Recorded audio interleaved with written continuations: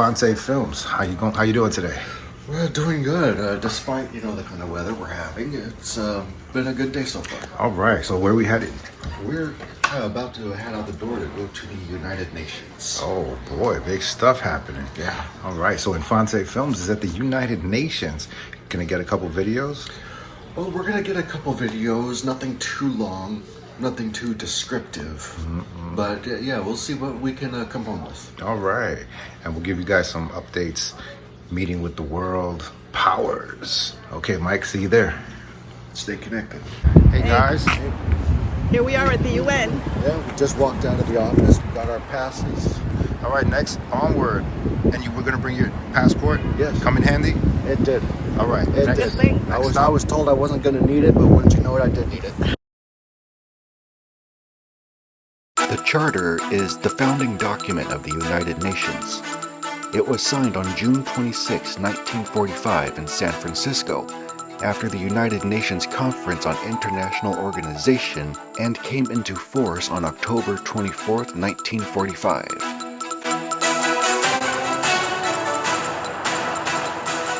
The United Nations can take action on a wide variety of issues due to its unique international charter and the powers vested in it, which is considered an international treaty.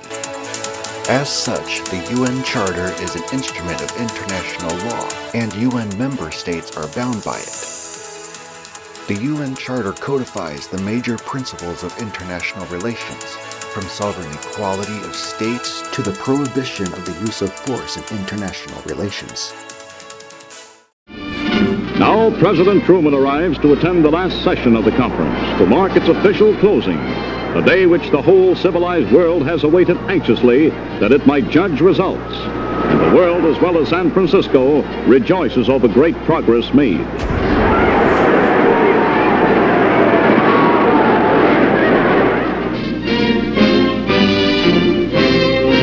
At the Opera House, last hours of the convention as delegates of the steering committee honor Edward Stettinius, who later resigned as Secretary of State to become permanent chairman of the American delegation. And Lord Halifax calls dramatically for a standing vote on the completed charter. And it is now my duty, my honor and my privilege in the chair to call for a vote on the approval of the Charter of the United Nations. Nation by nation, the delegates stand up for the great new charter they hammered out together. 50 nations standing side by side, unanimous for peace.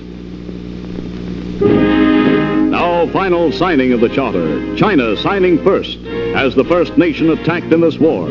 Dr. Wellington Koo's signature topping the long list to come.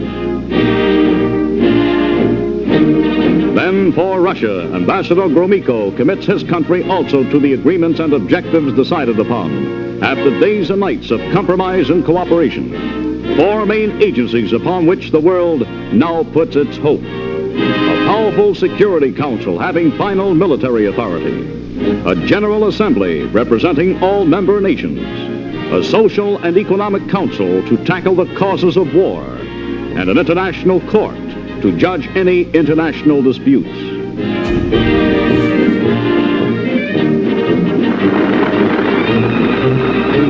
The signing is done. The great charter is completed.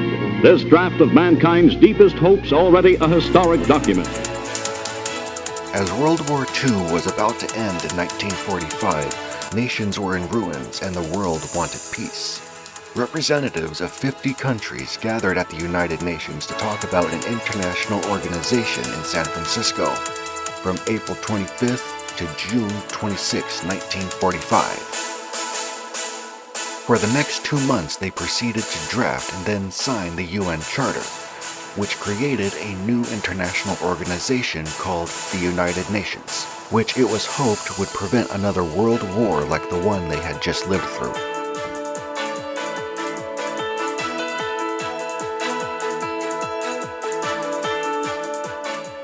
Four months after the San Francisco conference ended, the United Nations officially began on October 24, 1945. Now, more than 79 years later, the United Nations is still working to maintain international peace and security, give assistance to those in need, protect human rights, and uphold international law.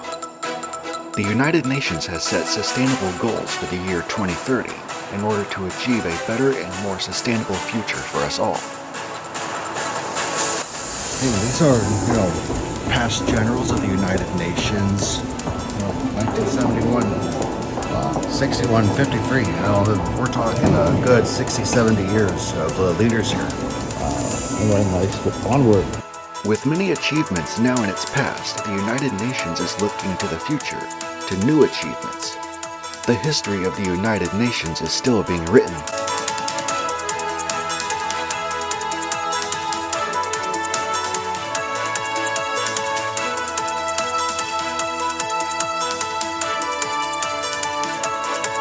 The main bodies of the United Nations are the General Assembly, the Security Council, the Economic and Social Council, the Trusteeship Council, the International Court of Justice, and the UN Secretariat.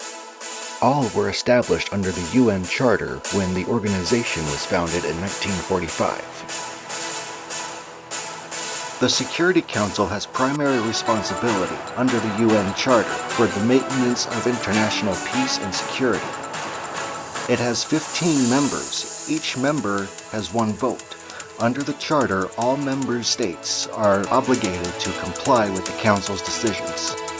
The Trusteeship Council was established in 1945 by the UN Charter under Chapter 13 to provide international supervision for 11 trust territories that had been placed under the administration of 7 member states, and ensure the adequate steps were taken to prepare for the territories for self-government and independence.